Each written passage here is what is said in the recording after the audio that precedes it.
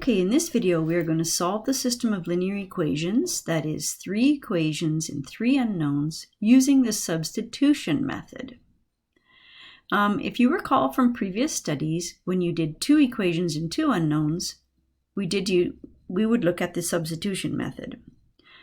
And in doing the substitution method, you solve one of the equations for one of the unknowns, and then you substitute that into the other equation. So in this case, with 3 equations and 3 unknowns, I can solve either of equations 1, 2, or 3 for either x, y, or z. It doesn't matter which one. And so we generally choose the easiest variable to solve for when we are going to do this. So in this case, I am going to solve equation 3 for x, which means I'm going to rearrange that equation so that it states x equals, and everything else, all the other terms, will be on the right-hand side of the equal sign. We will have an expression for x in terms of the other 2 variables. When we do that, we take that expression for x, we will be substituting it into the other 2 equations, not just the other one now, but the other 2, and we will receive 2 equations and 2 unknowns, which is the goal. So let's get started on that. Okay, so I'm going to solve equation 3 for x. Okay, that means I'm going to leave the x term on the left-hand side, and each of the other 2 terms will go to the right side of the equation. So it will say x equals. Now, when I move the minus y over, it becomes a plus y. When I move the plus 2z over, it becomes minus 2z. We don't move 9, it's already on the right-hand side, so it stays as a plus 9. Here we have x in terms of y and z. Okay, so we have rearranged 3 to solve for x. Now what we will do, everywhere we see x in the other 2 equations, we need to substitute in this new expression for x. Okay, so let's work on equation 1 first. Okay,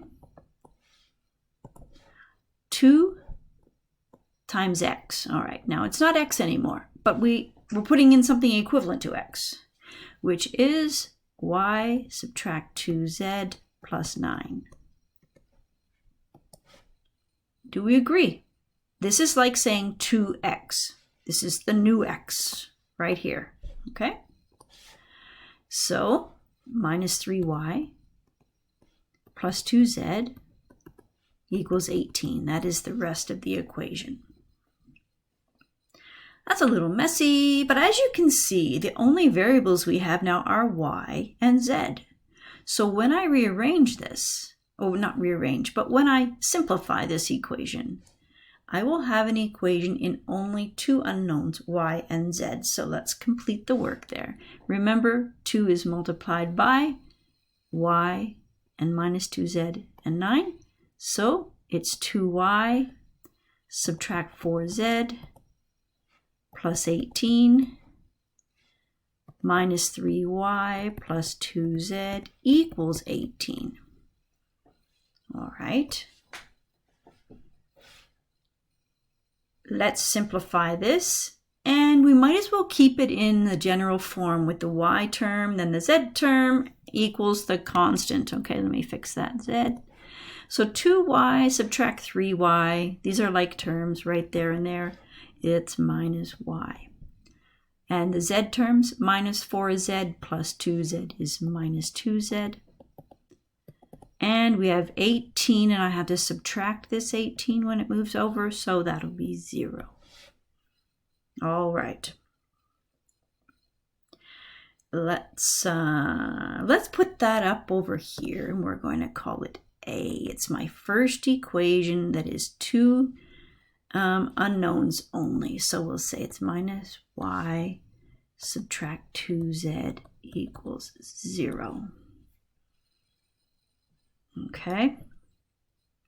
What we need to do now is we need a second equation, because in order to solve two unknowns, we need two equations. So we need a second one that we will eventually call B right here. However, we're going to do that by taking our rearranged version of equation 3, which is solved for x, and we will now sub it into equation 2 where we have x right there.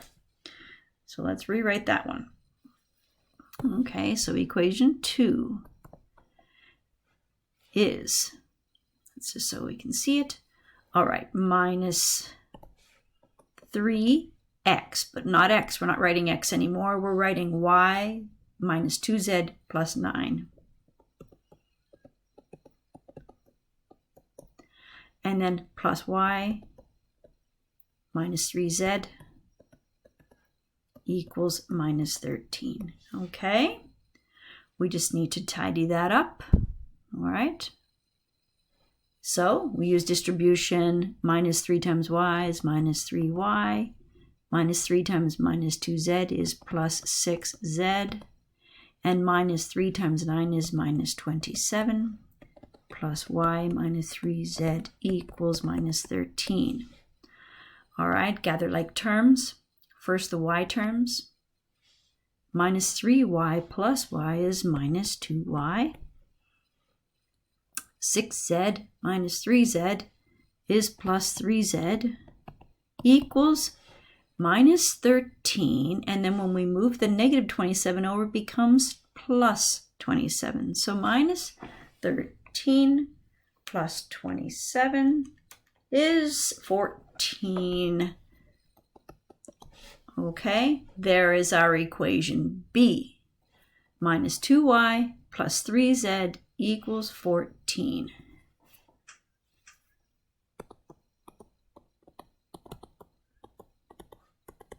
Okay, here we have, right up here, two equations, two unknowns. And if you think back to your studies of the substitution method with two equations, two unknowns, we will solve one of the equations for one of the unknowns and substitute it into the other equation. So you take a look. I can solve for this y, this z, or this z. Any one. It doesn't matter. So I'm going to solve A for y. Okay? That means I'm going to rearrange it so that it says y equals. In fact, all I have to do is take that negative y to the other side of the equal sign, and it will become positive y. So negative 2z equals y, right? Or y equals negative 2z. What we do with that is we don't sub it back into itself. We have to sub into the other equation. So we will sub this into equation B. So sub this into B. All right, so y is equal to negative 2z. Let's write down B first. I just have to move down here. B is equal to negative 2y plus 3z equals 14. I need to sub in y equals negative 2z. All right, everywhere where we see y, we're going to write negative 2z. So negative 2, not times y anymore, negative 2z plus 3z equals 14. All right, keep going. Notice we only have one variable now. We've reduced this down from 3 variables to 2 variables to 1 variable, all with the substitution method. So this is 4z plus 3z equals 14. 7z equals 14. z equals 14 over 7, which is 2. Ah, we have part of our answer. Z equals 2. Here we go. We're on it now. Now, in order to sub in z equals 2 and find a second variable, we need to find one of our equations that only has 2 unknowns, one of them being z. So, if I look back, I have those sitting right here in this red box. If I sub in my z equals 2, it's either going here or here. I can solve for the other unknown, which is y. So let's do that. In fact, equation A is negative y subtract 2z equals 0. And we even rearranged it. Y equals negative 2z. That's the same equation. This is also A. So it's already rearranged, so I'm going to use the rearranged version. But it doesn't matter if I go to the original. So I'll say here, I'm going to sub z equals 2 into y equals negative 2z. So y equals negative 2 times 2, which is equal to negative 4. Y equals negative 4. Ah, we're on a roll. We have 2 unknowns now. Of our 3, we just need to find x. If we take our z equals 2, y equals negative 4, and we plug it into any one of our original equations right up here, 1, 2, or 3, solve for x, and we will be able to find the value of x. Now remember, we already did this rearrangement. We know what x is equal to in terms of y and z. Now we have values for y and z to put right in there. So I think it's best that we take that equation. However, you can use 1, 2, or 3. I've already done the algebra on this one. So we're going to put it right in here. Oops, that's not what we're doing. And hold on. Let me grab that. I guess I didn't capture it right. Okay, x equals y minus 2z plus 9.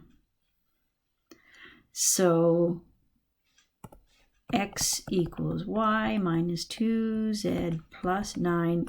I want to sub y equals negative 4 and z equals 2 into, that's equation 3, right? Even though it's rearranged 3. Okay.